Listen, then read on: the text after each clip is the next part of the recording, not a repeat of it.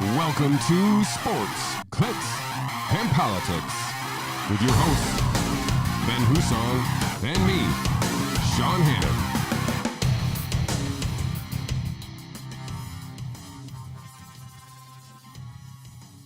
Welcome to episode 29 of Sports, Clicks, and Politics.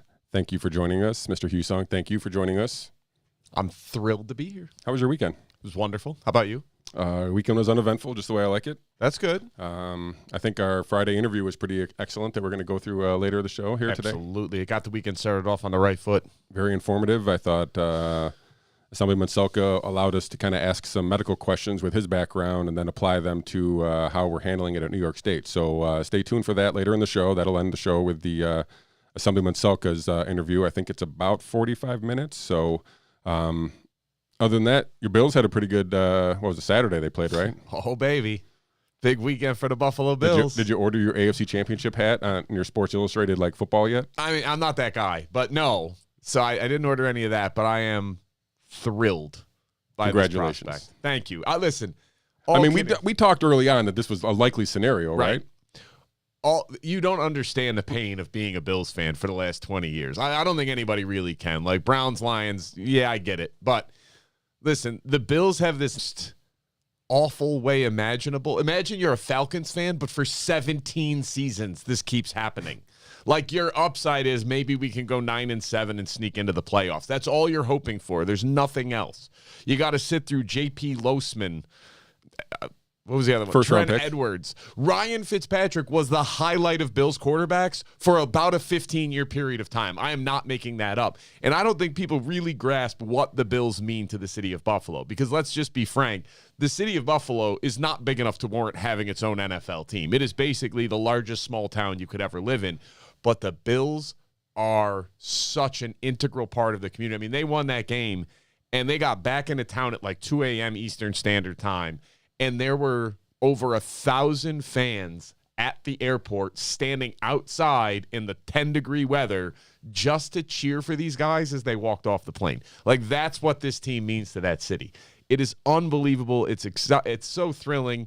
And for once, it was wow, we might actually do this. Like, the closest they came before this was, I think it was 2004. No, this wasn't the championship. This was to make the playoffs. Just to give you an idea of the heartache of being a Bills fan.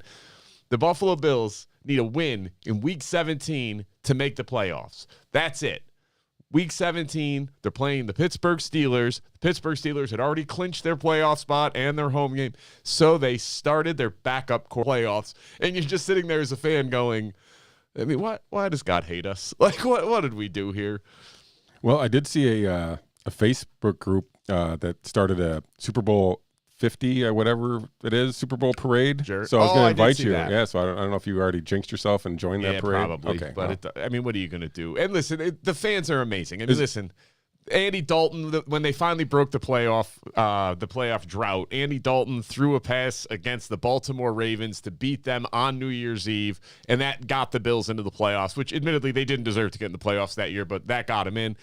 And Bills fans went out and donated $17 to represent the 17 years of the playoff drought to Andy Dalton's foundation. And then they raised like $100,000, just people donating 17. This year, Josh Allen's grandmother passed away.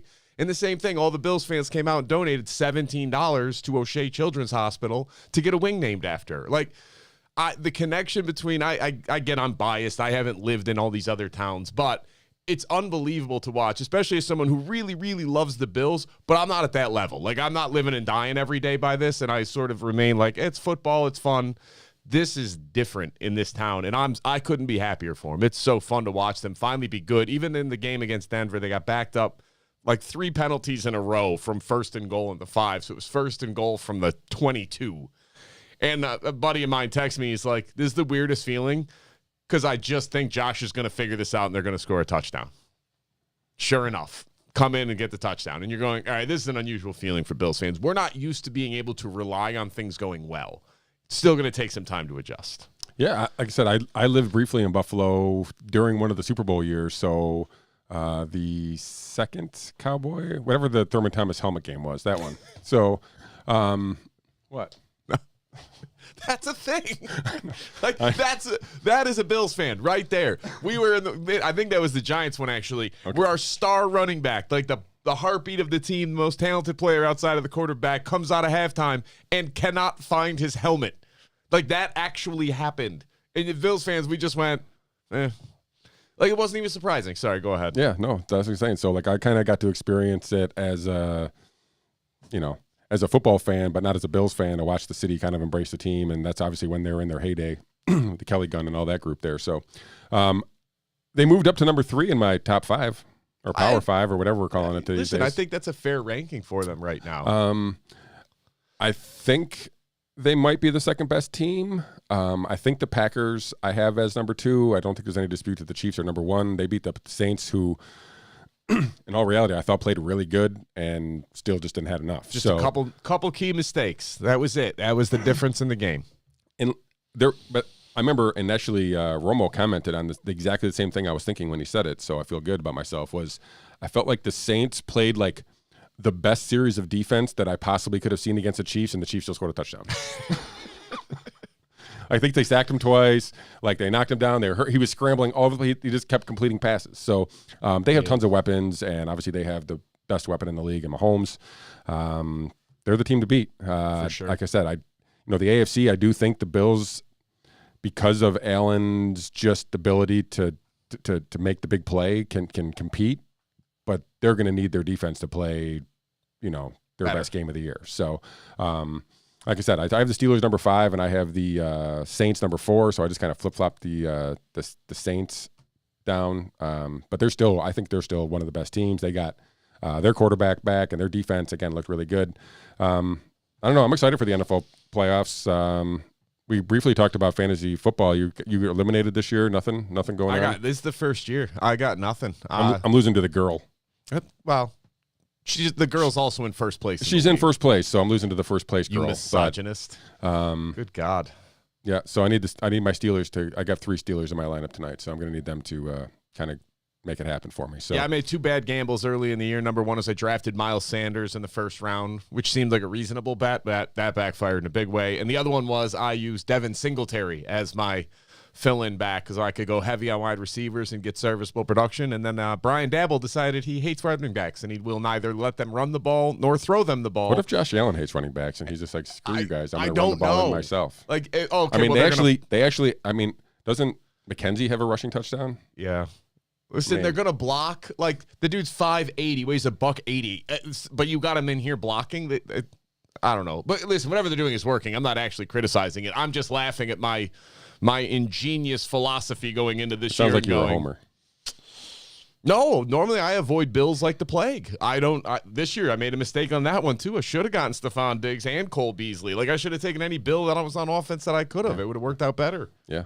Who knew? Okay, Josh Allen was going to figure out how to throw 70% completion instead of 59. So I know they're not in your top 5 anymore, but Jalen Hurts seems legit. Jalen Hurts. Listen, again, it's way too early to say that. I'm always you need 4 weeks. Show me what you can do after 4 weeks, and there's game film on you. But right now, the immediate eye test, if we're going to have like an overreaction Monday, I mean, it's good. A different team with him under center versus Carson Wentz. No doubt. It is a different team. Yeah, only 5,900 on DraftKings this weekend. Probably the value play of the week. So was it? Cash me in. Yeah. No. There you go. See, smart move. Yeah. If Taquan Smith didn't get hurt in the first half of the Saints game and just got 2 or 3 catches, it would have been a really, really nice day. But anyway, still was a good day. Tough day for you. What about the bottom? So the bottom. Let me just preface this by saying the Jets are still the worst team in the league. And as a Bills fan, this was like the ideal weekend because the Bills clinched the AFC East for the first time in 25 years. The Patriots were eliminated from the playoffs for the first time in, I think it was 17 years, which is ridiculous. And it was done by the Dolphins, so I'm even more happy that knife got twisted into Belichick a little bit.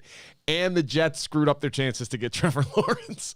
This was in a meaningless game. It was you couldn't have asked for a better outcome this weekend, and the Jaguars did their part and lost. So as I'm going through the bottom 5, listen. Real quick before we do that, they were talking about who gets the first pick, and they mentioned, I didn't look this up because they just seemed so sure of it, but they said Jacksonville would get the first pick because they had a weaker strength of schedule. Correct. Doesn't that seem backwards? No, because if you and I play the same schedule, but you played harder teams and we got to the same record, your team is better than mine.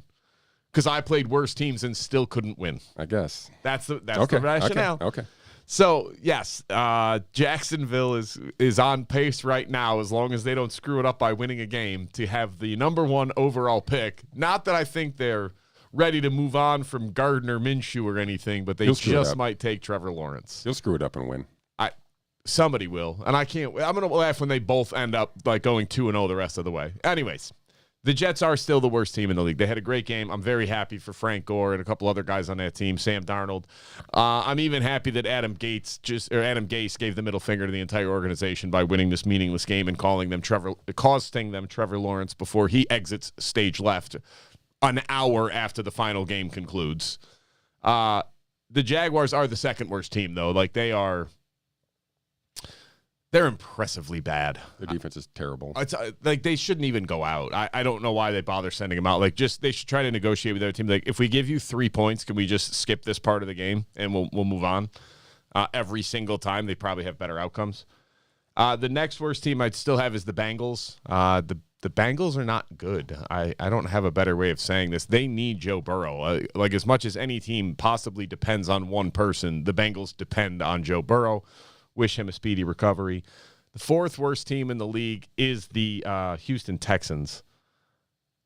Their defense is also horrible. Yeah, and that was a creative way to lose a football game this weekend. Just, charging down to tie the game and fumble the ball right into the end zone. It was amazing. I mean, I'm kind of happy I got to see it, if I'm being honest. Like, I've never seen that happen before. But it was, what's the right way of saying this? It was fantastic. Like, wow, as a Bills fan, like, I get it. And don't worry, one day you'll laugh about it too. And then the next worst team, I feel a little uneasy about this. And there's a lot of candidates. Like, the Lions are a train wreck. The Bears really aren't as good as their record would indicate. Obviously, the NFC East is still very underwhelming. I'm actually leaning towards the 49ers. I think the Falcons are the worst I'm team. sorry. You know what? You're right. It's the Falcons. I've been riding the Falcons are the worst team. They just every week they just find a different way to lose. So why not just give them the I'm going to update it. It's the Falcons. Just give them the title. My God, it's not even that they're bad. That's the issue I always have with the Falcons. They're a good team. They have players. Right. And it's just the most creative ways to lose football games. Yeah, they need a shake-up. Ever. I just don't understand how every time you get these nice big leads, and then you're like, all right, guys, here's what we're going to do. Just hand them the ball. Yeah. No. The hell with it. They're just creative losers. So yeah. So that's how the bottom 5 works out. My Steelers play the Bengals tonight, so hopefully they better not lose this game. They stay in the bottom 5 for your bottom 5 next week. I mean, my God. Yeah, and then we got a Friday game, Christmas Day game. I can't remember who's playing, but be aware that there's a Friday football game this week. And you know what else is this week? No. The NBA makes its return. I did know that. Tuesday, tomorrow. We got 2 games tomorrow, then a full slate on Wednesday. We got Christmas, I think a handful of Christmas Day games as well on Friday. So I know you're not an NBA fan per se. I am a fan of NBA DraftKings for sure, but I think the product is good. I think there's a lot of good players. I mean, I understand why many people don't watch it, but watching the players and then trying to watch a college basketball game, you can appreciate the difference of the games. I know this is a college basketball town, and most people live and die by college basketball, but the level of play is just night and day compared to what these guys can do. And I'm excited for my adopted favorite team, the Dallas Mavericks, and my boy Luka Doncic, and seeing if they can build on whatever they were. Last year they kind of had some injuries from Kristaps, and they kind of shuffled some things around. But I think they're a team to watch. And listen, I think the Brooklyn Nets are fun going to be, like with Durant and Kyrie. I mean, that's a team that we don't even know what to expect. And then you got, the Zion Williamson freak of nature down in New Orleans. So yeah, Houston, I don't know. who you even know who's going to be on the team yet. and like I said, you get Steph Curry back, and what's going to happen with the Warriors. So it's it'll be a good season. The NBA just has a bunch of good players now. I don't know. We'll see. I'm excited. Like I said, I like to play a lot of DraftKings, so it's a new fantasy season for me to kind of participate in. There you go. And I am what I would say is a casual fan, and I might be stressing the word casual to even say that. In it, it's nothing like I just don't have a vested rooting interest in the league or in the sport. When I do watch, listen, if you're gonna say like college basketball is better for whatever reason, no, it's not. And I get the complaints about like, oh well, these guys don't even play defense. Well, how do you stop they these don't play guys? defense? Is the other guys are such good offensive players. Right, like how do you stop these guys? If who's going to be the guy that like, oh well, Bill Lambier? Like Bill Lambier wouldn't even be in the league right now. Who are you kidding? The guy literally all he was good. I didn't want to say that. Bill Lambier is actually one of my favorite NBA players ever. Listen, he was a good player. He was a good player with sharp elbows, and he didn't care. Like he would walk up and punch you in the face, and then look at the ref, be like, what? Yeah, I mean he doesn't have the body to compete. No, and these guys now they're just so. There was no guy like LeBron James, 6'9", 255 pounds, point guard. Yeah. Like these guys just didn't exist. I get the idea, and I do prefer the old version of basketball where there was much more passing, but listen, the analytics are what they are. They are more successful doing it this way, and this is the product. And these guys are unbelievably talented. What they are able to do is just ridiculous. I find it to be sometimes fun to watch, but listen, I grew up in upstate New York. I don't have a vested rooting interest in any of these teams. And I get the NBA is very star-driven, and that's what they want to do. They want to sell LeBron. They want to sell Luka. They want to sell Chris Paul. They want like the big names. Great. What that does, it comes at the cost of if I'm like I'm a Buffalo Bills fan, and I know the players come in and out, but I'm always cheering for the Bills, and I'll keep tuning in. The NBA was like, oh, I like Cleveland. They got LeBron. What a great story. And then like, oh, he's going to Miami, now back to Cleveland. I was going to LA, and it was like, I mean, good for him. I don't begrudge you that. God bless you. It sort of makes me like, all right. I think that makes it's easier for me to watch because I'm not rooting for anything because I don't have a team. Like I don't really root for a team. I don't have a team that I follow. I follow the games that are on TV. Any games that I have players that are in my DraftKings lineups, I'll try to watch. But I'm not rooting for a team that allows me to watch any game all the time and just watch the plays and watch the players and just kind of like it and just enjoy it, I guess. So, but I'm excited. It'll be fun. Like I said, it's kind of a weird. Usually they start in October. Here we are. Obviously, they ended in probably October. I don't even remember when now. So, how's your Ethereum doing? Awesome. Bitcoin hit an all-time high, 24.3. I own Chainlink now too. Oh, wow, you're diversifying? That's right, buddy. Diversifying. Yeah. I don't think I've ever owned any of that. So you're Don't worry, you're the Chainlink expert now. I'll get you involved. We'll keep that going up. I don't know. It's interesting. Like you said, there's everybody now. It's in uncharted waters or price discovery, I think is the official term. So we'll see what happens. I don't know. The price is what it is, and it just keeps going up.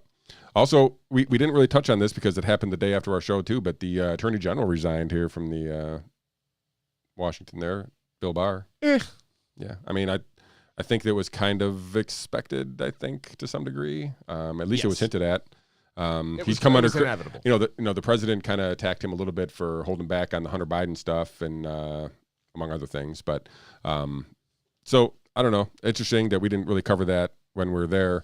And also right up my alley, Jean-Luc Brunel, the modeling agency who was a former business partner with our favorite pedophile, Jeffrey Epstein. Can we ease up on language like our favorite pedophile, like there's a list or something? Can we like world's most renowned maybe? Sure, that works better probably. Thanks. Sorry. I don't think I need that list going around. Like, who's your favorite pedophile? He's arrested in France. He is accused of basically kind of being the male version of Ghislaine Maxwell, right? So procuring girls, underage girls, for Jeffrey Epstein and whatever Jeffrey Epstein needed to do with those girls. So another one bites the dust here a little bit. I already started the Brunel didn't kill himself hashtag, so you guys can just share that along. I don't know. I'm glad when these guys go down. I know that most people don't think that's ever going to get to the top, and I probably tend to agree with them, but let's take out everybody we can. I don't disagree at all. If I read this correctly, he even gifted some of these. We say underage children. He gifted some of these children to Jeffrey Epstein. Like, this is unthinkably heinous of what this man has done, and these people that enabled him and participated with him and everything else. Listen, nobody wants to see the names on the list because I guarantee you there's people on there that you have liked for a long time, and you shouldn't. These are horrific people. For what you would be willing to do to a child is just it's unthinkable. Yeah. So good. Let him go to prison. Yeah, I don't even care when he gets suicided. Yeah, he seems kind of like the weasel type that might squeal. That's my fingers crossed hope. So he's definitely going to suicide. Right. Yeah, that's unfortunate. Yeah. So. And I don't wish death on anybody. I just look. How much sleep do you want me to lose at night over you? Yeah, none. With the You don't lives have to wish that it you upon have him, even if it happens. Right. But we're all going to die eventually. It's a design flaw of our species. Yeah. It was made before I came around. So. And we touched on this only because it came on as we were going on the air last year, and nothing has happened since. But there's still been discussions of the president pardoning Julian Assange, pardoning Edward Snowden, and pardoning Ross Albright. All those three are in the news almost daily about being considered for a pardon. So nothing has happened since the last time we were on the air, and that was kind of breaking while we were on the air. But it still has nothing official yet anyway. So we're still waiting on that.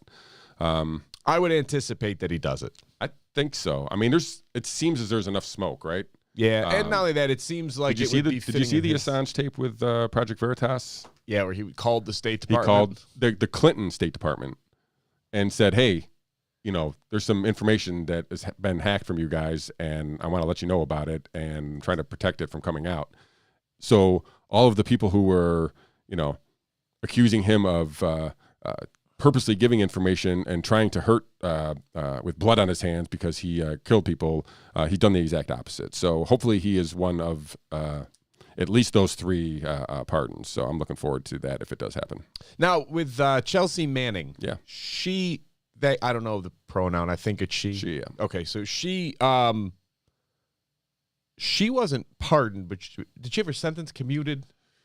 So she got out, I believe, under the Obama administration. Yeah, I thought so too. And then I believe she went back in again because she wouldn't cooperate after the fact. I'd have to look that up to be specific. Yeah, I'm not sure of that one. So there could be something there for her to also be exonerated for. I'm not sure what the second thing. I'd have to double check what that was, but I feel like she was definitely out. Yeah. She ran for office.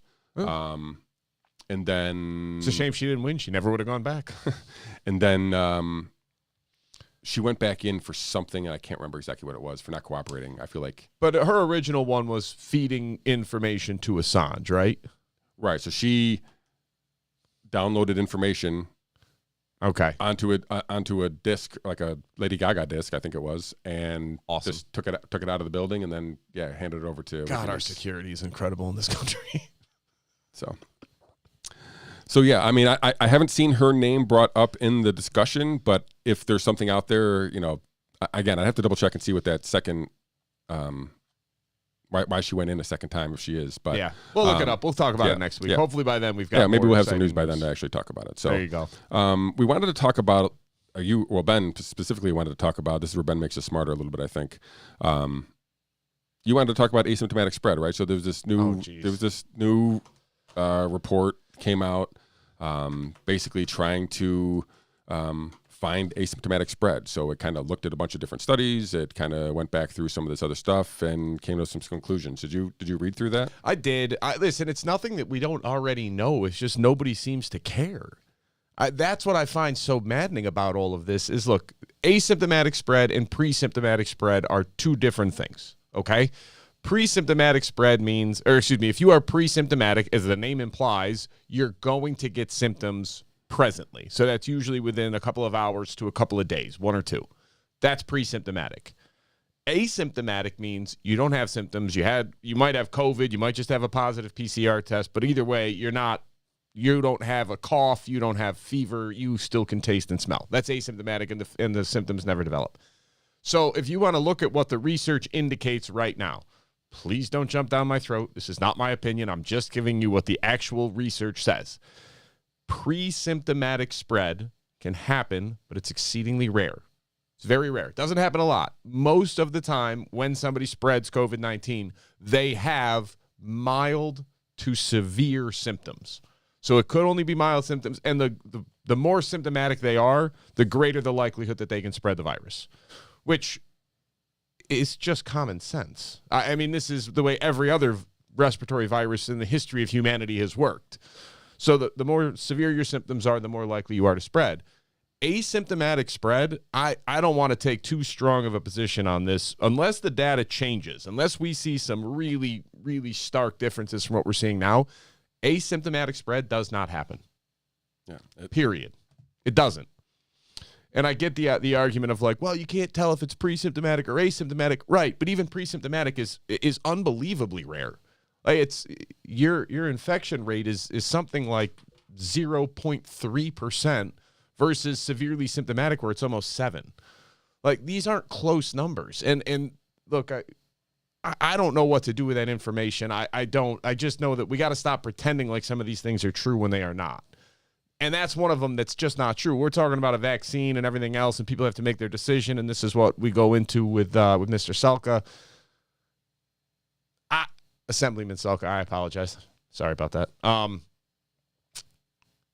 I don't know. People want to tell me, like, you should take it for the common good of, like, but wait a minute. I am at no risk of COVID. I'm young and healthy and everything else. Well, you could spread it to somebody else. Like, well, could I? But what if I just stayed home when I was sick? What if I just isolated when I wasn't feeling well, or even the slightest bit, and was then reasonably cautious when I did go out, even without symptoms, of washing my hands, not touching my face so much, not, going up and licking people or spitting on them. Like, if I just did that, what are my odds of actually spreading this to somebody? Because it's not like it's a 50-50 proposition. It's a infinitesimally, I screwed that word up. It is a minute possibility of me spreading this virus to somebody else if I never get symptoms, or even if I get them and I'm intelligent about it.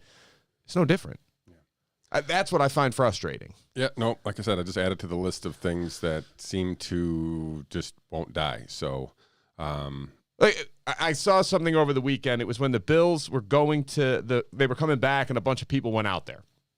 Somebody made a comment of like, oh, God, I hope that everybody just puts masks on and does responsible social distancing. I don't care about football. I don't care about this. I just want life to get back to normal. Here's my response to you. If that's really what you want, if you want life to get back to normal, then here's what you should be asking for. Number one is you should be asking for cycle thresholds with the result of every single COVID test so that we can start discerning what is actually active virus and what is not. Number two is we should get a breakdown of looking back on the data to say, okay, how many people that died with COVID were actually COVID was the primary cause, COVID was a comorbid factor, or COVID was not even related, but they had a positive test 30 days before. Because I'm sorry, if you die in a motorcycle accident a month after you test positive for COVID, you should not be counted as a COVID death for any sort of public policy purpose. But right now you are. And that's insanity if we want to get reliable information.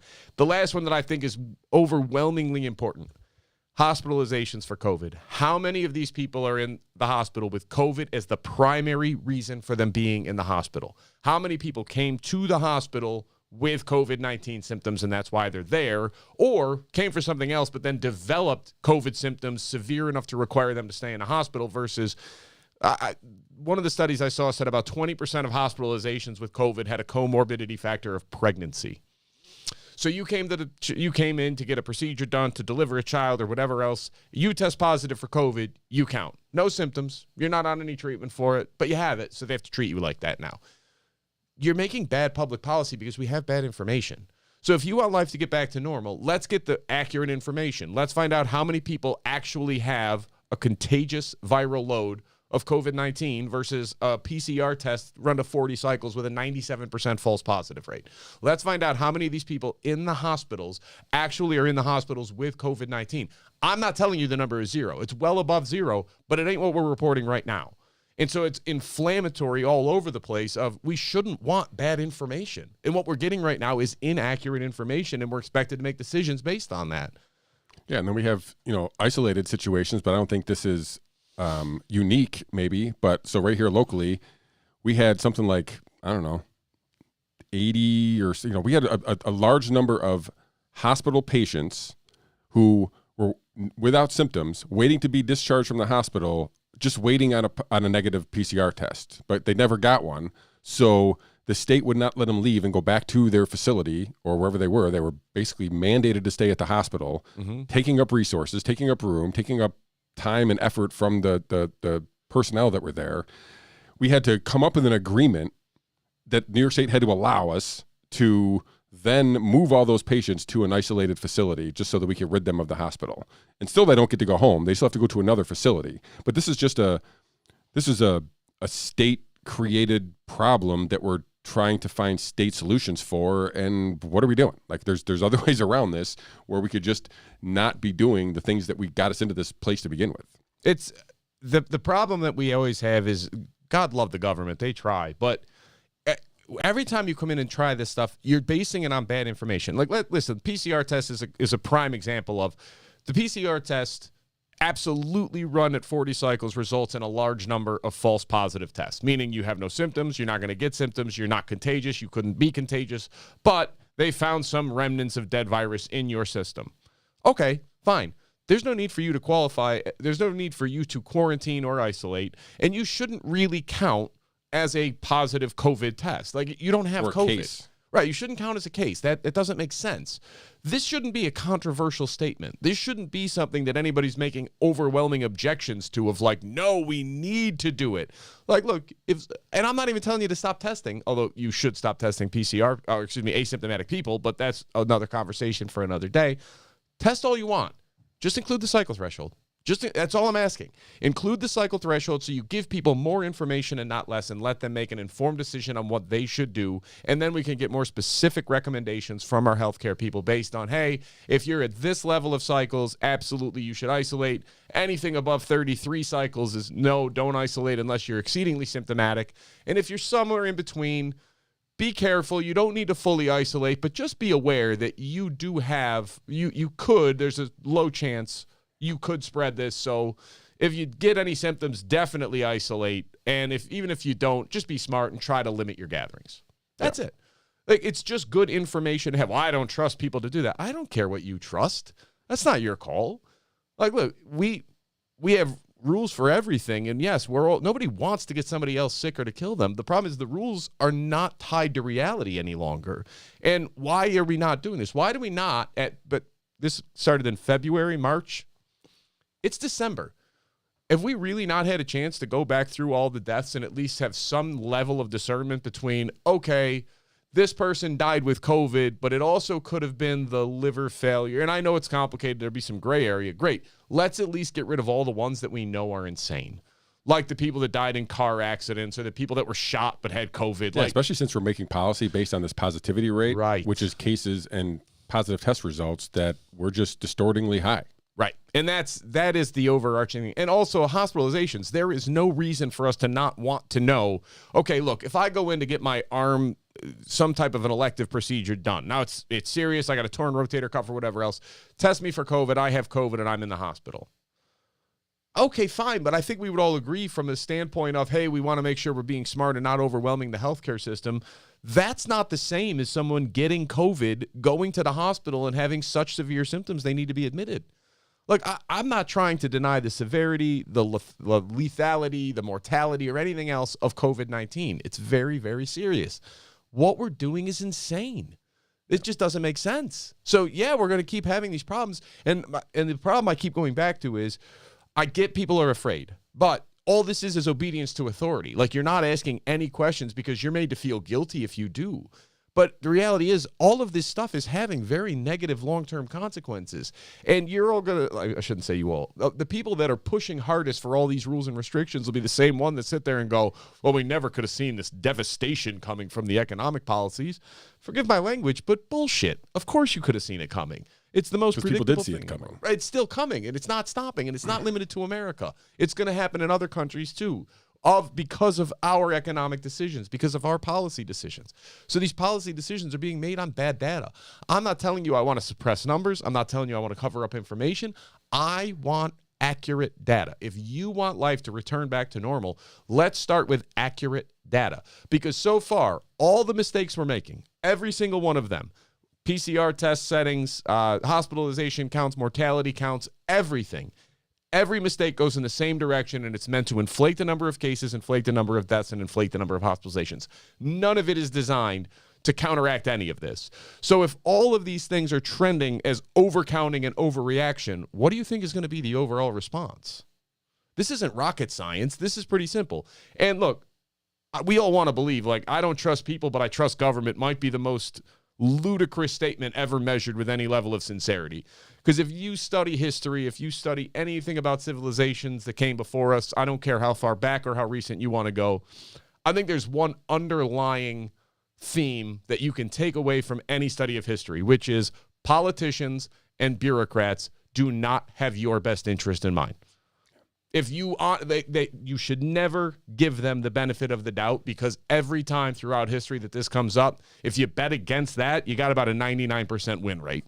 Yeah, they don't care about you at all. No, don't play for the 1% exception. Play for the 99% rule. Act as if your mask doesn't work, okay? Act as if it doesn't work. I don't care if you want to wear one. Great. Pretend it doesn't work. And then respond accordingly. Make all the decisions you would make as if that mask on your face wasn't helping.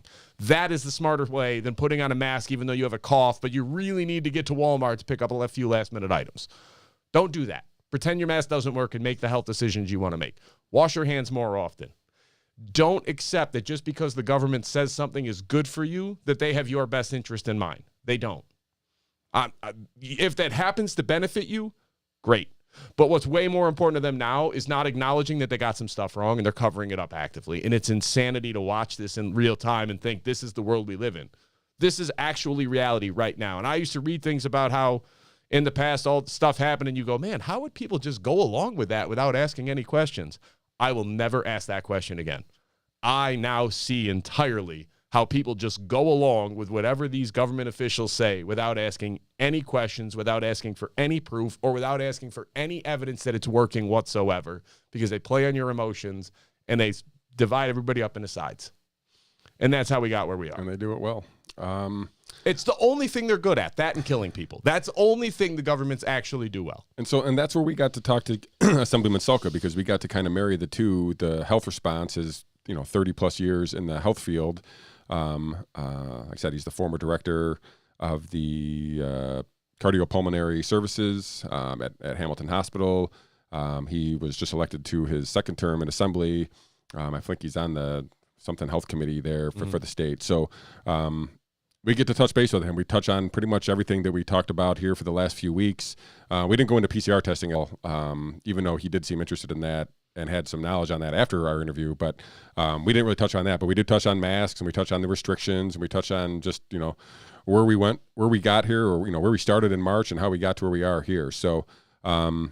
Hussong, would you like to talk anything about this with the people before we get into the interview? Yeah, actually, one quick thing. Yeah. Listen, I'm nobody. I'm not a doctor. I'm not a scientist. Neither is Shawn. Our information is not coming from a plan of ignorance, though. We're not sitting here taking wild guesses. We go and talk to people that are much smarter than us. We have interviewed doctors. We have interviewed scientists. We have interviewed laboratory technicians, people that run PCR tests, people that study this stuff for a living. We have read the studies. The text exchange between the two of us is Yeah, and it's not, insanity. it's not limited to the show either, right? So, like, No. we're constantly trying to find more information all the time and try to bring what we think is relative and informative to you guys. So, right. And so it's not like we're just guessing on this. This is informed yeah, opinions. these aren't my ideas. Right. I'm not smart enough to think up any of this. I am not smart enough in and of myself. If you say, hey, that mask will stop the spread of a virus, and I went, that doesn't seem right, but okay, fair enough. You're smarter than me. And that was my response originally was, well, that doesn't seem, why wouldn't we have done this forever then? If they, whatever, fine, this is what, it's a small thing, I don't care. And then the data became overwhelmingly clear that this was having no impact whatsoever. But now we're so far down the road, nobody can back down. Nobody can just say, we got that one wrong, sorry. Wrong. Yeah, nobody can say they're wrong. So that's my theory. Look, we're not like resident experts on anything. We're reading this. It's not us. It's coming from other people that we ask questions to. And everybody should be doing the same thing. Look around, ask more questions. If something doesn't add up, ask about it. If you notice that Florida has most of their counties not wearing masks and New York has every person wearing a mask and New York somehow has more cases and higher spread, maybe pause and ask a question. When California has the exact same result as New York and they're both worse than all the states without mask rules, ask a question. Like, wait. Why? Why would this be this way? This doesn't make any sense whatsoever. So, look, go into this with an open mind. I can't tell you how interesting this was and how much you learn by talking to people that know more than you about these things. And I can't explain to you the motives behind anybody doing anything that they are doing right now. I don't understand why we're not using cycle thresholds on PCR tests. I don't understand why we're not counting hospitalizations and breaking them out. I don't understand why we're still not adjusting our mortality count from 9 months ago. It seems like all of that would have a severe impact on public policy. What I know is that my trust has been very shattered in this entire system. Now you're coming out with a vaccine, and again, I am thrilled by this vaccine. I'm very excited about it. I do think more likely than not it's safe.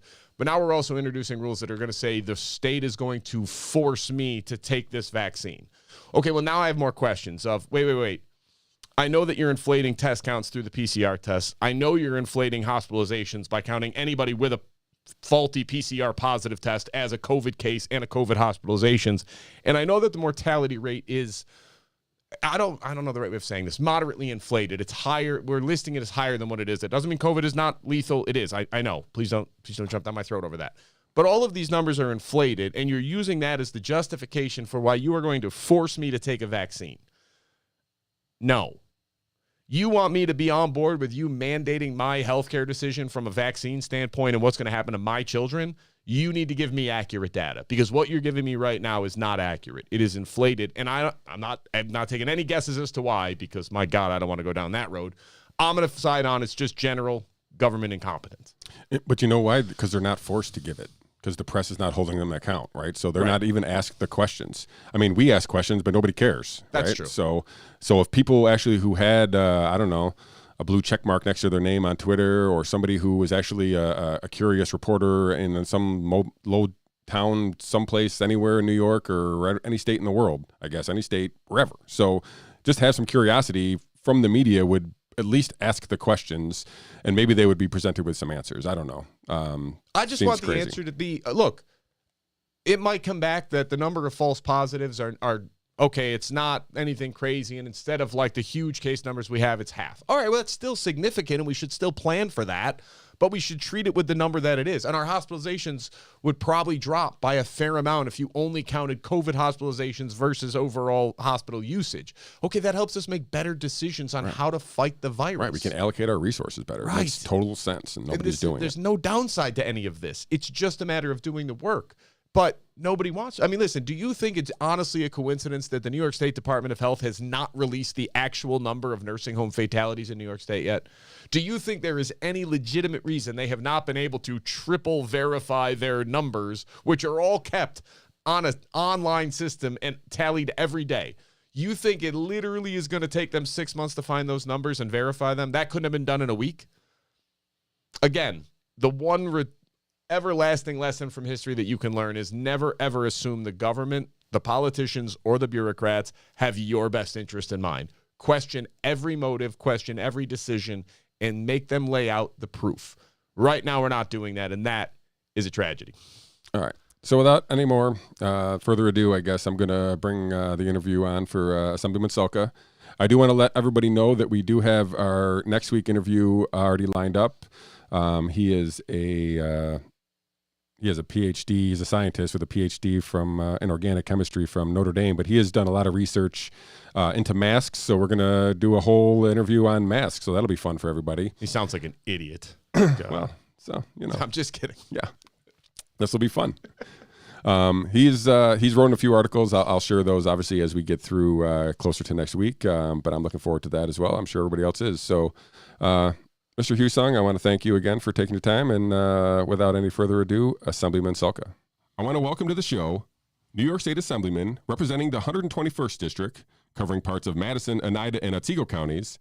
He spent over 30 years as a respiratory therapist and is currently Director of Cardiopulmonary Services at Hamilton Hospital. Ladies and gentlemen, Assemblyman John Salka. Assemblyman Salka, thank you for coming and joining us on Sports Clicks and Politics. It's a pleasure for you. You're our first in-studio guest, so breaking the seal for us, I thank you. Well, that's great. I thank you for the time. Just a correction. Yeah. I retired as Director of Cardiopulmonary Services back in 2017. Oh, wow. Congratulations, I guess. Yeah, thank you. Thank you. Let's stay focused on running for the Assembly. Just a little quick history here. From town of Brookfield, but originally grew up in Utica, New York. Nice. And moved to Brookfield about 30 years ago, gave us some time to get to know the community. I ran for the school board, served on the school board for 7 years, 4 of those as board president. became town supervisor after that. And of course, in Madison County, when you become a town supervisor, you also become a county supervisor. And while I was county supervisor, I chaired Social Services Committee, Public Health, served as vice president of the Board of Health for 6 years. I was chairman of the Planning and Economic Development Committee, the Energy Committee, on the Finance Committee. So pretty much like to jump into these things with both feet and do as much as I could for the job. I ran for the Assembly back in 2014, virtually unknown. Almost won against at that point, a 25-year incumbent, Bill McGee, who was the chair of the Agriculture Committee, very powerful. We won, or lost, I should say, by about 4 points back in 2014 on a shoestring budget against a big power machine. Yeah, that's impressive. No, that's really good. Yeah. That's amazing. So we decided to run again in 2016 and didn't quite get over the finish line that time, but came within 2 points. So at that point, the day after election, I said, I'm running again, because in my estimation, persistence is the key to success. So in 2018, we won. And I have to admit, it was a close race. Out of 43,000 votes, we won by 485 votes. But nice. You only got to win by one. That's right. Okay? Win is a win is a win. That's right. Exactly. And all due respect to Assemblyman McGee, he did, in his 28 years of service as a state assemblyman, he did a lot of good for a lot of people. And I've always tipped my hat to the assemblyman, and knowing how tough it is of a job it is right now, from being there, for him to do that for 28 years, he deserves every bit of respect we can give him. But as an assemblyman, I'm going into my second term. We won in 2018 by 485 votes. In this election, we won by almost 15,000 votes. So I think we've gained so some people ground. know who you are now. We've gained some ground. Yeah. But I sit on the Banks Committee. It's a little on the boring side, but it's one of the committees I've been assigned to. I also sit on the Social Services Committee, Higher Ed Committee, the Health Committee. I'm the ranking member on a task force for food, farm, and nutrition. And so, I mean, I sounds like you're all in. Yeah, and it's a great job. It's a great job. When we can get back to Albany and do some work. So let's do that. So you're assemblyman. Your first term, you're coming out of that, and all of a sudden you get COVID on your lap, right? So this whole thing kind of comes to a screeching halt back in mid-March? Yeah, it was mid-March. Yeah. So when this is unfolding, obviously this is unprecedented for everybody in the assembly, but here you are. Yeah, you finally got through. You got your victory, and now you're dealing with something that no one's ever dealt with. What were you thinking back in March? And how were you taking your role as an assemblyman and using your career in medicine or medical health, and putting those two and kind of evaluating the situation back in March? Well, when this first started coming down, we had a briefing by Dr. Zucker, Howard Zucker. He's the chair, or I should say chair. I shouldn't say chair, but he's the director of the New York State Department of Health. And he brought the legislative members in and kind of a closed-door briefing, if you will. And at that point, a lot of the prediction was we've got a real bad situation on our hands here. This could be something very, very bad.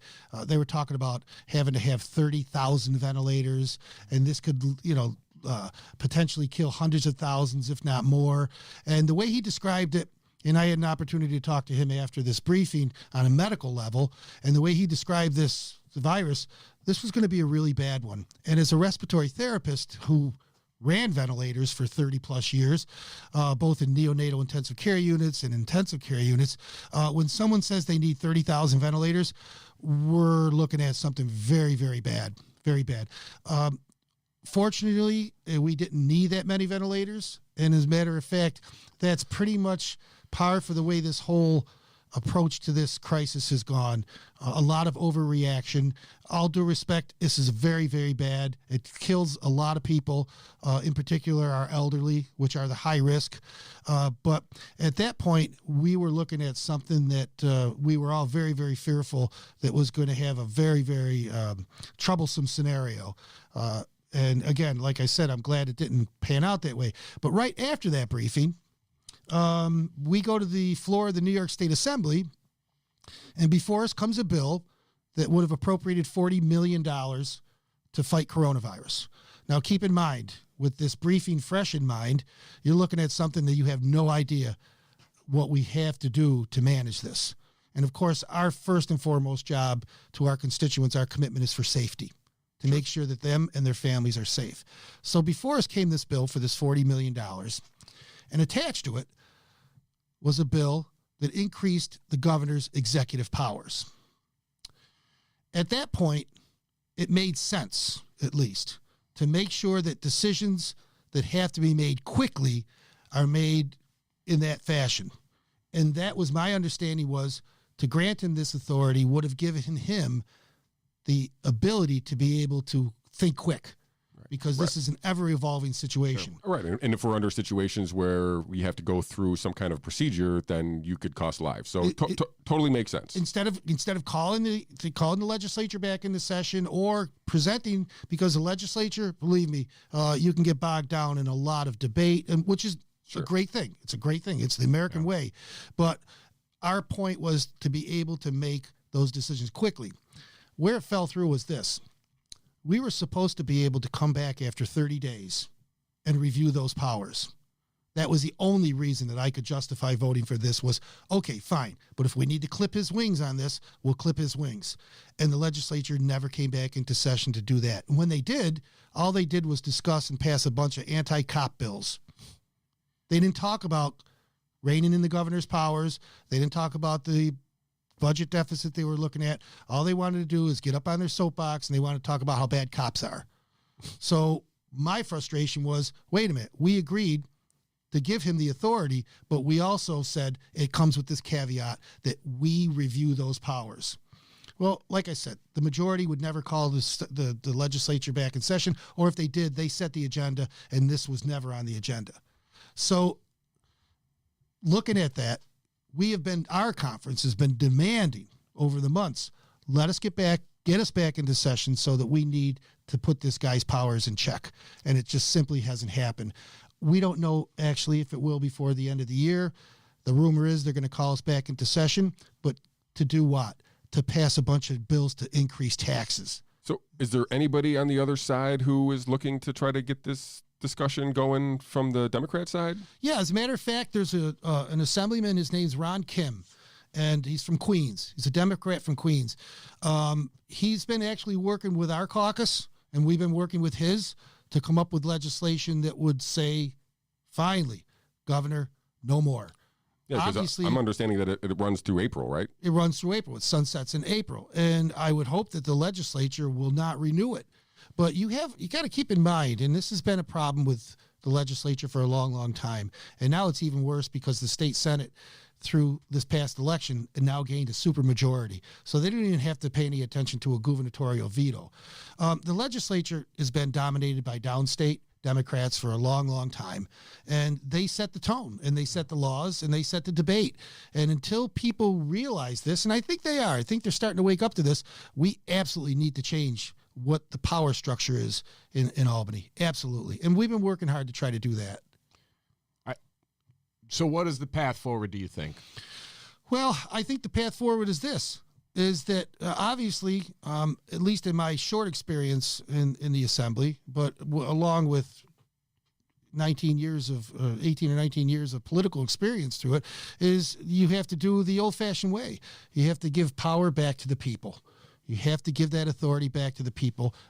We work with them and through them and by them. But I think enough people in New York State have to realize. I want to take this time to give a brief plug to a bill that I've sponsored, that I'm a sponsor. Please do. And that is to form New York State into 3 autonomous regions. You would have the upstate region, which would be called New Amsterdam. You'd have the New York region, and then you would have the Montauk region, which would be Long Island. Now, a year ago, if I talked to somebody about this, they looked at me like I had 2 heads. But more and more people are starting to reach out to us, and they're saying, maybe something like that should be discussed. Maybe upstate New York could fend for itself. Maybe Long Island could fend for itself. Because the old reasoning that New York City, we can't do without New York City and upstate New York City's decimated. The MTA is billions and billions of dollars in debt. This past crisis with the coronavirus has proven to us that New York City places an inordinate amount of stress and pressure and demands on the rest of the state. We've got good, solid people, good minds in upstate New York, and we could have a good economy. And we got great infrastructure. We got good working force. I think all we're looking to do is just to have it brought up for debate and more people to become aware. So if anybody ever wants to reach out to our office and they want the bill number or they want to talk about this, so I want to take this moment to let you know our phone number is 315-361-4125. So if you want to discuss this, or I have 2 social media sites. I have my assembly site, and I also have my personal John Salka site. And I would be glad. We have thousands and thousands of followers, and I think it's something that really deserves some attention. I'll be sure to put all that information into the show notes for the show, so that people can find that too. So if let's follow-up question on that. If that's 3 autonomous zones, what is that? It's not 3 separate states. No. Okay. And then what would the impact be? Just 2 minutes of what that would look like. Well, essentially, if you look at the bill's about 24 pages long, at least the bill that I'm sponsoring by Assemblyman Diapetro. He's from the western part of the state. And essentially, anybody who reads it really is impressed with how detailed it is. It covers how we provide for infrastructure, the court system, taxation, governance. And here's something that we would have if there was a quasi-constitution, if you will. All right. We would have the power to impeach and to throw people out of office if they don't perform right, if they're not accountable, if they don't do the job as they were elected to do. And according to the New York State Constitution, impeachment or removing someone from office in New York State is not even an option. There's not a recall process, nothing? There's nothing. There's nothing. So we would make sure, integrated into that new government, if you will, that there would be a higher level of accountability. You don't do the job, you're down the road. Gotta go. Yeah, it seems like if you're ever going to make especially the argument against the New York City, influence over upstate, now is the time. So I could see more people being interested in that just because of where we're at. So let's talk about the government and the restrictions that are happening now. So we have all of these lockdown measures. I'll call them lockdown measures. I think people don't like to use that term, but that's what I like to use. Yeah, restrictions.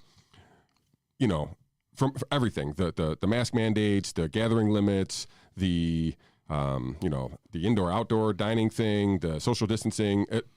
Was this stuff that, coming with your medical background, was this stuff that you were, I back to what you were saying too, is like early on, I think most of us thought the same thing, that it was a nasty, scary thing.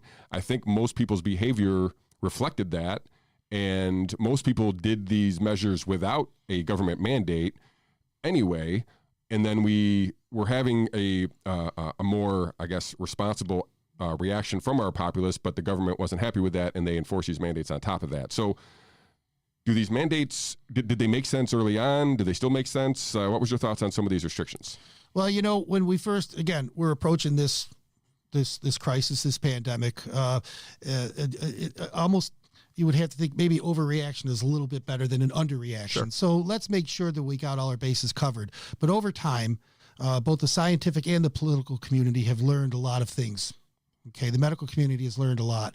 And more and more of it, and this is pretty much what I hear. There's 2 statements that I hear from constituents that I talk to. Number one is it just doesn't add up, and it just doesn't make sense. And if you think about it, does it make sense to be able to go to Walmart and you can't go to church?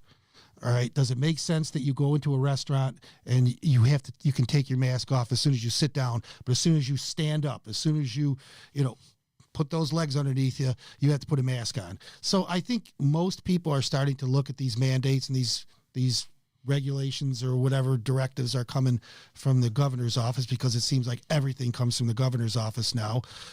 It just doesn't make any sense anymore. Right. And you're seeing a heightened level of frustration and kind of a sense of abandonment at this point, especially after this last election, where people have said, I'm not even sure my vote counts anymore. So I think you're seeing this confluence of frustration and fear and confusion.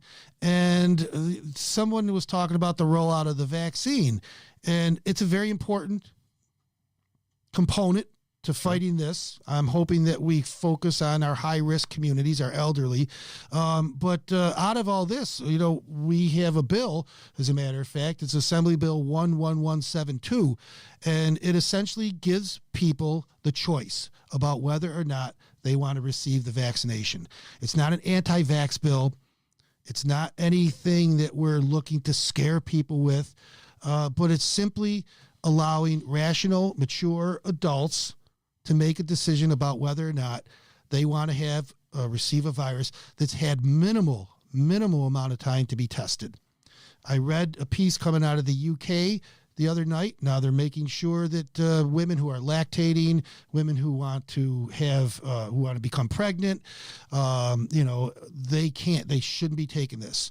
There's so many, I spend enough time in the medical profession to know that one of the things that's the most sound element of the medical profession is if you prescribe a drug or if you do a medical procedure, it's based in years and years of research and protocol and clinical trials. All due respect to the president, because I think he had to do what he had to do. Sure. But I've got real concerns about how this vaccine has been rolled out and how many clinical trials are able to be cited on its efficacy and its safety. I'm hoping and praying to God that we don't see a lot of people that are going to suffer negative effects of this. And I, more than anybody, just as much as anybody, if not more, want to see this vaccine to be successful. But there were no animal trials on it. Okay. There's been no pediatric trials done. From what I understand, now they're recommending the Moderna vaccine is not given to pregnant women because there's been no studies on women and the fetus. So I have to step back and look at it from a medical standpoint and say, where's the research? Where are the clinical trials? Where is the time spent to really substantiate whether or not this virus is something that is safe for everyone? What do you think about I don't want to use the word propaganda, but what about this? It seems that I don't remember ever being so much promotion of a vaccine. It seems like it's on TV, every article. Like I think there was like 4 straight articles. I saw this on the local news today, all just promote either trying to, I don't know if glorify the subject of the vaccine is the right word, but they're like all these pieces around the vaccine. Does it seem normal? Is that something? I don't remember anything like that before. It seems like there's a concerted effort to make sure that people are really happy with this vaccine with taking into fact everything that you just laid out, where there's uncertainty and the media is all in. Do you find that? I find that unnerving, as a matter of fact. And again, for years and years, we had to deal with Ebola, and I've been through Ebola epidemics, SARS, MERS, H1N1, swine flu. Granted, this is a little bit different bug, actually much different bug, and every bit as dangerous, it's not more dangerous than the flu. But the sales pitch, if you will, for these other vaccinations wasn't anywhere near as intense and built up. And people are inherently pretty smart. They're pretty savvy about this kind of stuff. And I think when you see something like this rolled out with such fanfare, again, we have a serious situation here. People, again, are working from fear and confusion, but it doesn't need fancy marketing. You just need to present people with the facts and truth. And I've got my real concerns about whether or not we're getting either at this point. Yeah, you and I both. It seems that with everything you said, I understand, too, why we rushed it out and everything else, and I expect that the vaccine is safe. However, I think if you're going to rush it out, the idea is, well, it's so dangerous, we have to do it. Now, if you look at demographics on who this virus is super threatening to, if you're older, if you're 70 and above, if you have health conditions, it's probably worth the risk to take the vaccine and go for it. But if you're younger, and this is where I'm in my mid-30s, and I've said it on the show several times, there is no award they can offer and no punishment they can threaten that will make me stick that thing in my arm. I'm sorry. I saw what happened in 1976 when they came out with a rushed vaccine, and it caused problems. And I get our technology's better, But they thought the same thing in 1976. They thought the technology was wonderful then, and in 100 years, they're going to look back at this time and go, huh, can you believe what they used to do? Well, and I know it's, again, it's almost an apples and oranges type of thing, but I don't know if anybody remembers back in the 50s, thalidomide was supposed to be a great drug. Okay. You know, I mean, and again, I get it. It's almost not a fair comparison. Sure. But, you know, these are medications that everybody thought was going to be the best thing since sliced bread. And for that matter, from a personal level, I'm 66 years old. Okay. Yeah. I suffer from chronic bronchitis. All right. The last time I got pneumonia, they told me don't get it again, or it's probably going to be not a good situation.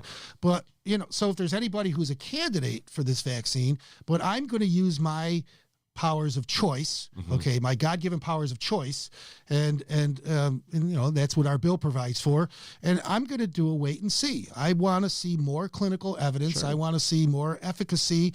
I want to see this rolled out in a more truthful and accurate manner before I decide to inject something like that into my body.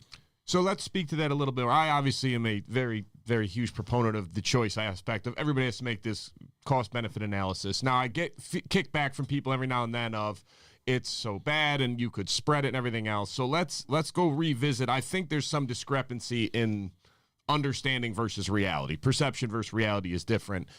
Other treatments, if I'm looking at the data correctly, seem to be far more effective than anything we were doing early on. And ventilators is a part of that. We're not, maybe you can speak to ventilators first of, we're not using them as often and we're not turning them up as high. Is that, and then what's the effect of that and how's that going? Exactly. And essentially what a ventilator is, it's a pump. Okay. It pumps air in and out. Okay. And it's very sophisticated. You can tailor it to a person's breathing pattern and all this kind of stuff. It's really reached a level of sophistication is quite impressive. But by pumping that air into someone's lungs, if you pump too much in, okay, like I said, I'm trying to keep this. If you pump in what they call peak pressures and tidal volumes, and you pump in too much, you actually damage the lungs. Sure. And you damage the lungs under in a long-term basis. As a matter of fact, you do something called barrel trauma. Okay, because there's the receptors in the lungs, and they get damaged.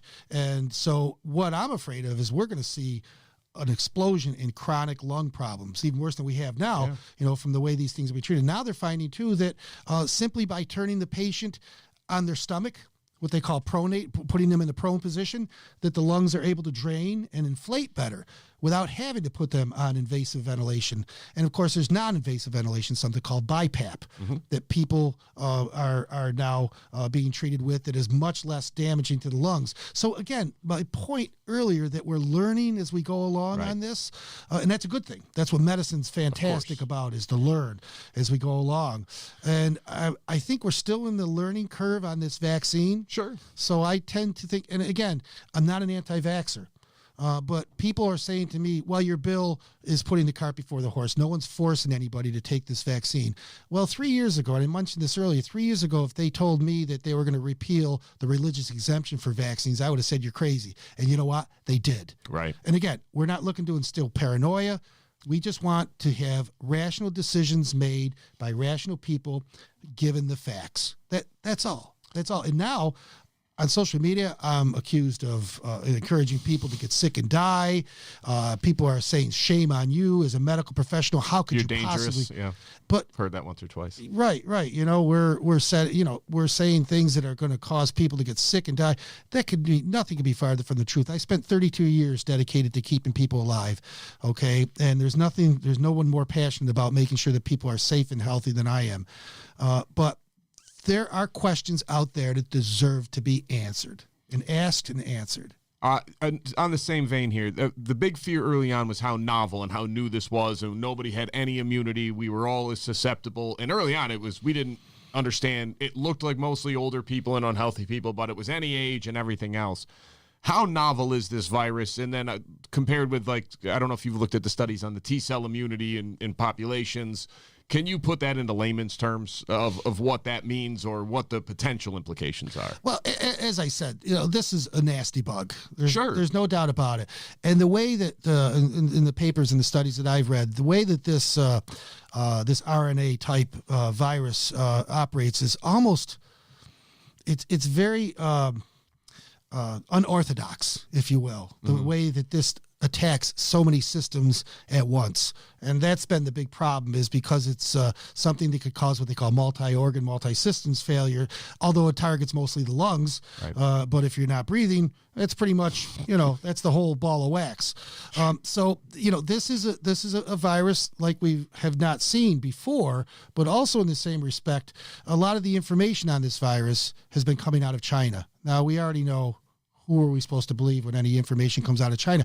As a matter of fact, if you look at what the CD recommendations are on masks, okay, if you click on it and it says that increasing evidence on the efficacy of masks, if you click on that, there's 14 studies that are cited by the CDC. 7 of those studies are out of China. 5 of them really talk about the transmissibility of the virus, don't really talk about the masks, though. 2 left. One says masks should be used as an absolute last resort, and the last study remaining is inconclusive. So everybody's screaming, we want the science, we want the science. Okay. And again, that's an ever evolving thing. All right. We've been asking the same thing. Show us the science. And every time we do, or many times that we do, we're met with, well, you just don't care. You want to kill grandma. You caught me. And those are the kind of things that, like I said, I think the average intelligent citizen says, well, that doesn't make any sense. That doesn't add up. No. So, I mean, we've got a lot to learn here through this. And when you're asking, and when people come at me for it, I said, all I'm asking is that you give us the science on why you're asking 330 million people to do something. That's all. Right. Now it's having effects. Masks are having an effect on children with disabilities, particularly in the autism community, because a lot of the social cues that autistic children need to connect with are facial expressions. And now you're asking them to go to school sometimes, all right, with these masks on. So you're asking for pretty much a total cultural shift. And what I think this country's all about is to have the fortitude to ask questions, to make sure that we have good evidence behind what we ask people to do, and to not expect compliance. And if that compliance isn't dealt with an appreciation of someone who made this decision on their own, is met with hostility and accusations that you don't care about anybody else, I'm sorry, that just doesn't add up for me. Yeah, I met with those accusations pretty much on a daily basis, especially about masks. Yeah. I'm just now. I don't know if it's callous, but I'm just aware that it's going to happen when I bring it up. But I'm with you. I've kind of walked through a lot of this stuff. Ben has done even more than I have with this mask thing. And I go back to the Hippocratic Oath. Do no harm. What were we doing? We did all this stuff without having any kind of knowledge. We just said this is how we have to do it, and we did harm. And here we are. We're not. We don't have the. I don't know if it's. We're just so far down this road that we don't have the gumption to come back and admit we were wrong and be like, hey, we did this wrong, or something else. But it seems as though they're still all in on all this stuff. I mean, from what I understand, data. Yeah, from what I understand, it's better than a 90% compliance rate with the virus, and yet we're still seeing spikes. Yeah. So again, I saw California had a 97% compliance rate with their masks. But they have some of the highest spikes in the country. Right. All right. And, you're not wearing the mask right. Or, no. Most people wear their masks, okay, be it as a cloth mask, which, again, when I was working at a hospital in Hamilton, one of the jobs I had was doing fit testing for all our staff. Yeah. All the staff had to be fit tested with the N95 mask. We sit them in a chair. We hook some tubes to the mask. We have it into the computer, and it tells us what size mask and whether or not it's working right. If someone has a beard, we recommend. And if they don't pass it, okay, then they can't go into certain areas of the hospital. So I kind of have a little bit of innate knowledge on what the efficacy is of masks. And I would love to be able to do some of the tests that I did on the N95. I'd love to be able to do them on a cloth mask, or better yet, a scarf. Maybe we can have you on for a video portion of the show. We can just have a little camera experiment. Time out. Are you telling me that piece of cloth that I throw on and off of the passenger seat of my car and then stick over my face may not be completely as safe as an N95? Well, what I'm saying is that you might want to look at it with a little bit of subjectivity. I watch these people take their mask off and they put it in their pocket. Okay. I watch my kids step on his about 3 times a day. That's super fun. As somebody who's a borderline germaphobe to begin with, and he puts it right back over his face. Well, from what I understand, a glove compartment is not an autoclave. Okay, so it's again. Come on, auto industry, get on it. Let's update. I want to have a sterilization unit there, put in my glove compartment. Again, I don't mean to make jest of it, obviously, but it just seems that someone on social media, on my social media page last night, said that they think if they see someone out there that's not wearing a mask, we should take a picture of them and we should out them. Okay, whoa, this is getting to be kind of scary stuff that we're gonna even consider something like that. But it's happening. Sure. We've had some pretty rude remarks to us made by people who outside, mind you, outside, or someone with jogging with a mask on. Remember the original rule when it said if you're inside and can't stay more than 6 feet away? So basically, if you were inside and you could socially distance, it was okay to not have a mask on still. Now that's turned into you're leaving your house and you don't have a mask on. Why do you want my grandmother to die? Well, again, this is the emotional component of it. And again, I say it again, it just doesn't add up. It just doesn't make any sense at this point. So let's hit a point you hit before. We have comparisons now. Florida is not wearing masks to this level. Texas is not wearing masks to this level. South Dakota's not. Sweden's not. Finland's not. Norway's not. And everywhere you look, Germany is. England is. You can't tell a difference. If you plot all of these cases on a chart, you can't tell which is which. So the argument somehow gets turned into, well, Florida's not wearing masks and look at their spikes. Sure. But New York is, California is, and they have the exact same spike. It's not up to me to prove that not wearing a mask will prevent the disease. It's up to you to prove that wearing it will have some impact. And really, I mean, morbidly so, who's got the highest death rates? Okay, who's got the and really, when you look at these numbers, you look at how many people are hospitalized, how many people are intubated, what's the mortality? All right, I mean, so again, here presents another case of show us the science. Right. Show us the science, and it speaks to the importance of your bill. Of you need to have a choice, because if you realize the stats on this of 40% of the deaths at a minimum across the country came from nursing homes. Nursing homes are 1% of the population, not even. So, all right, what is the risk to me personally? And then you look at the data coming out on asymptomatic spread, and as Dr. Fauci pointed out months ago, asymptomatic spread has never been the primary driver of a respiratory virus ever. Why are we losing sight of all of this data that we have known for decades and just going, well, this time it's different? Because of the fear factor. It's amazing. Because of the fear factor. It comes down to people are afraid. They're scared, and I don't blame them. Sure. No one wants to, I talked to a friend, and I think there's more examples out there than there's a lot of examples of this out there. She's in her 60s. Her husband's 80. They tested positive. And, of course, they were terrified. And she does everything to comply. Masks, the hand washing, the hand sanitizer, just limited exposure out there.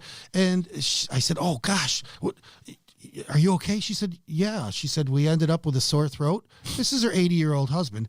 We ended up both with a sore throat. We had a little bit of a low-grade fever, a little bit of cough. 2 or 3 days, she said, and we're fine. We're fine. Good. So, I mean...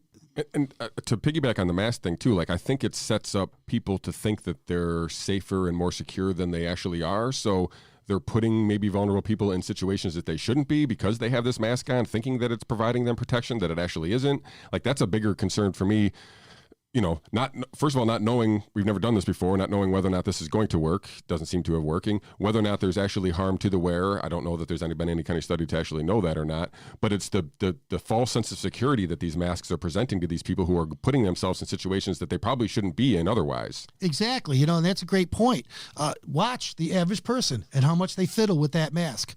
Okay. And they're putting what could be contaminated hands, all right, close to their face, close to their eyes, close to their nasal chambers. Right. All right. And this is, something, and the body is a wonderful, wonderful machine. Amazing. The nose has something called turbinates in it, and there are these channels, okay, and there's little hairs in there and all. I don't want to get too. I don't want to get into TMI, but the purpose of those is to filter bacteria.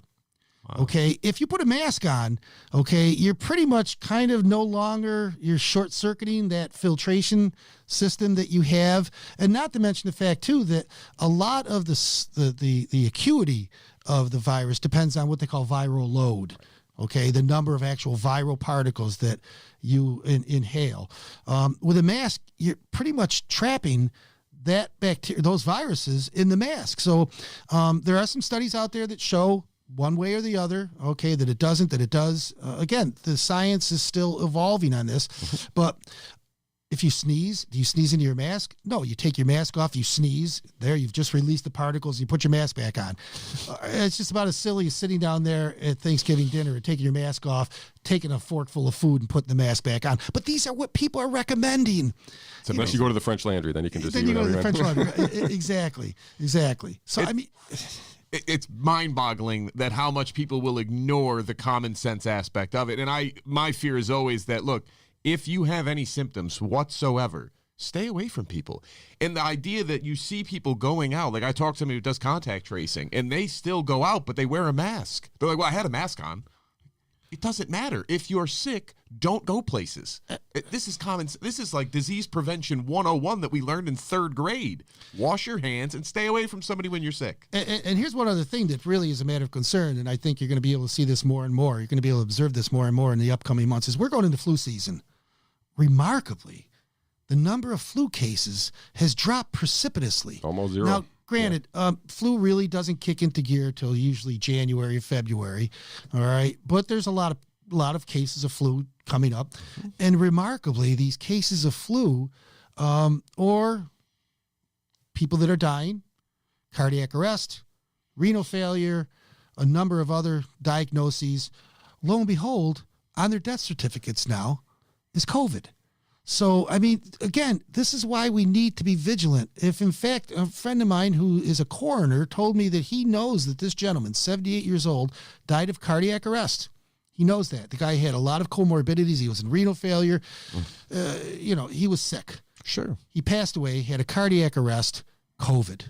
Yeah, I think in New York Department of Health, it's anything within 60 days of your death, right? So if you're coded with COVID and you die within 60 days of that, you're a COVID accident. death. Well, again, these are the kind of things that people are reading in the news on a limited basis. But these are the kind of things that people are reading and they're saying, well, yeah, that doesn't make any sense. But they're not.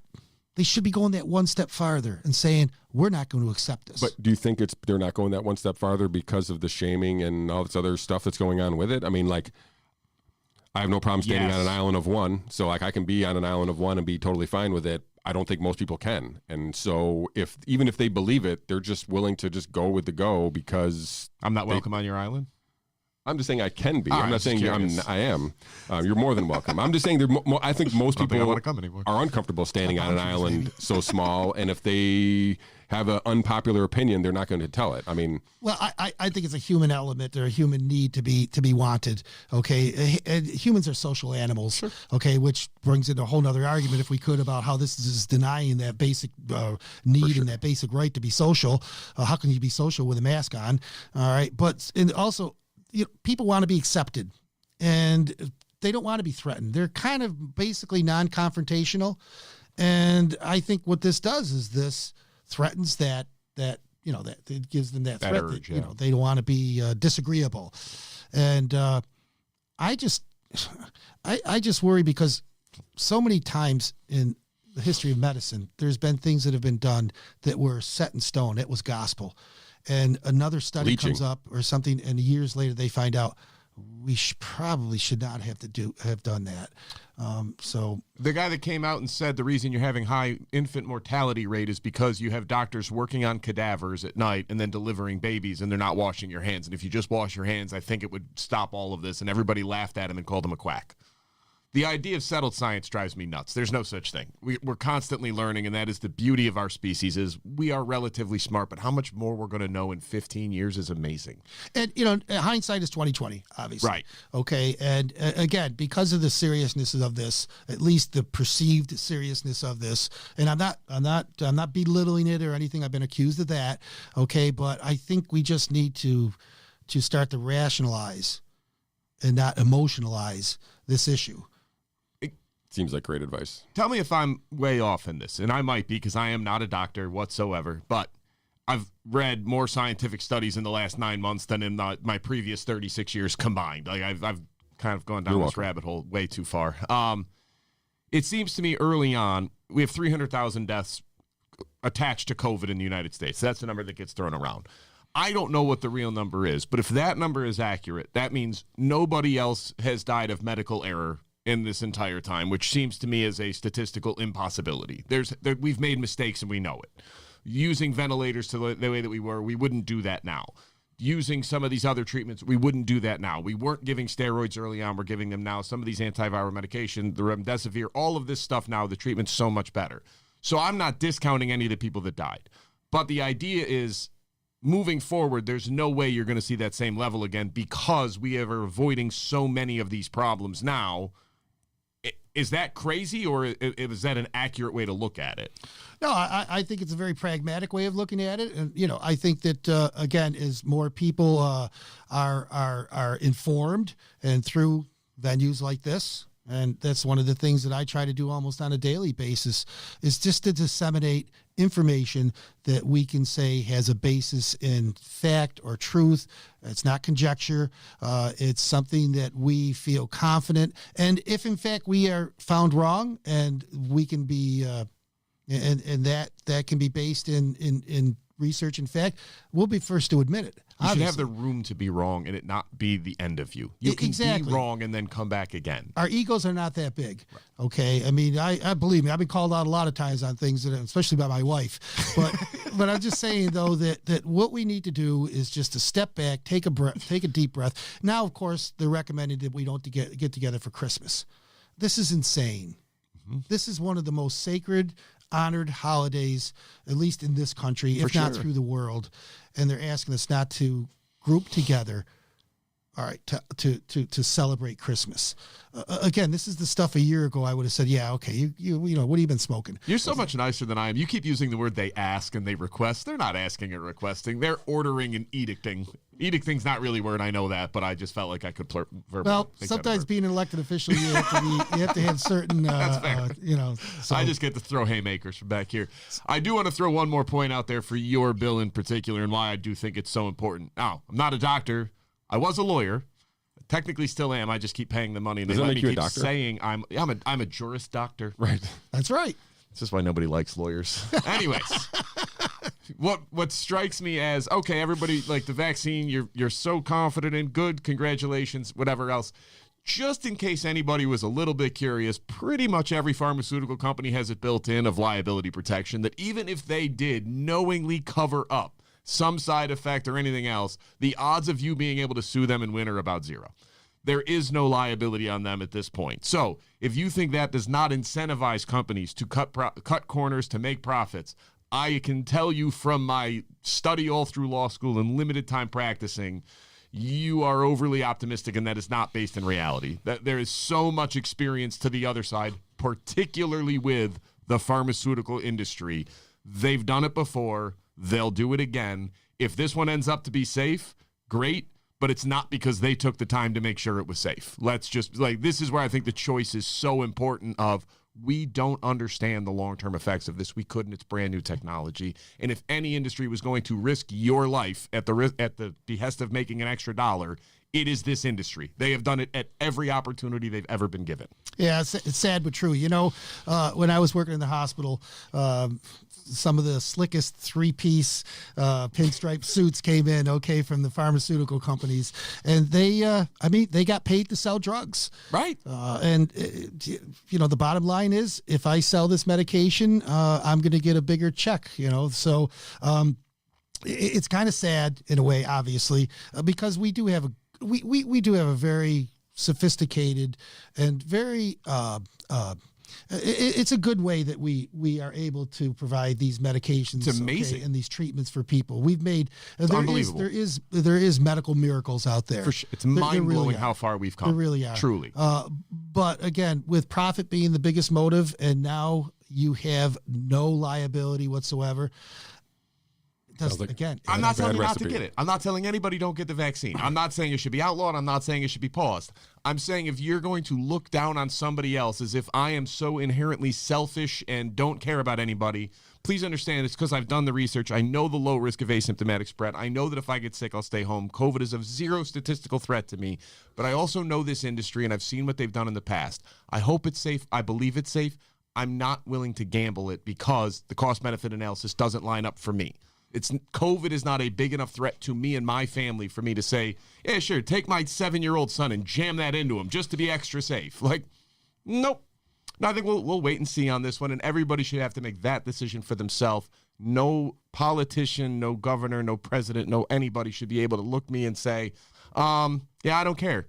Now, lift up your sleeve and here's the needle. And that's exactly what our bill addresses. In fact, when we wrote it, all right, we wrote it about as simple as you can. It's not a multi-page bill. It just simply says, if you care to, if you choose to, after your research, after your inspection of what's going on, after what you hear, you're talking to people, if in fact you want to have the choice, we want to protect that choice with this bill. And one of the reasons, and we had been talking about this for a while, but one of the reasons that really kind of incentivized us to come out with this bill was that there is a bill right now that is going to be introduced that does require mandatory vaccinations. Right. We need, when these kind of ideas, proposals come up, these kind of bills come up, we need something always to be able to counter that bill if we don't think it's in the best interest of my constituents. And we have had an amazing amount of response from all over the state. Right. People emailing us, people calling us, the social media saying, thanks, Assemblyman. We really, thank you for being in our corner with us. Thank you for giving us the opportunity to have to make up our own minds. Well, I also want to offer maybe a snazzy little bill name. Maybe you could call it "My Body, My Choice" and throw that at the top of that bill. Maybe it'll get us some attention. Well, we tried to stay kind of away from the choice stuff, So, but it'll be actually we expect to pick up bipartisan support on this bill. I hope so. We've reached out to the number of legislators who voted against the repeal of the religious exemption. There were a lot of Democrats that did, so we'll be reaching out to them. We have a Senate sponsor, so we're going to walk this bill through. I'm on the Health Committee, so I'll have some maybe a little bit of a plug for my own bill. But I think it would be incredible, especially as a minority member, to get a bill to the floor of the New York State Assembly. But these are wild times we're living in. You just never know. I actually want to put out a disclaimer. I'm not an anti-vaxxer either. I have all my vaccines. Me My too. kids are all vaccinated. Me too. Like that's not my thing. It's just this particular one with how rushed it is. I'm going, And then you get into some of the disinformation that's come out about, all right, why are we counting all these deaths as COVID as? There's no way to do this smarter, and why are the PCR tests run this way? And what exactly? What about all the false positives out there? We know, and that's why our bill specifically addresses the coronavirus vaccine. Yeah. We're not saying you can't give flu vaccines, you can't give MMRs. No, this is a bill that specifically gives people the choice about a specific vaccination. So you mean it's narrowly tailored to the end you want to? Like, are you sure you're a politician? Because I feel like you're not doing it just right. I feel you'd be way more broad. Well, we try hard, that's for sure. So I'm going to let you go here, but I want to make sure that we didn't miss anything, or if there's something else you want to elaborate on, or anything you want to leave the folks with here. I really appreciate the information and you stopping by. I think it's been pretty informative. Anything we miss? No. I just want to make sure. Look, my advice, and I see how the sausage is made in Albany, okay? And stay vigilant, stay informed. Don't cut your legislators a bit of slack. Hold them accountable. If you disagree with them, let them know. If you agree with them, let them know, because I'm no good without the people that I represent. Excellent. My county executive hates me. So on that note, I appreciate Assemblyman Salka. I appreciate your time and your information, and I don't think this will be the first time that we have you in here to have some discussions. So I thank you again. Glad to come back, guys. Awesome. Anytime. Very much appreciate it. Anytime. Thank you again. Thank you. All right. Well, I do want to thank Assemblyman John Salka for coming into studio.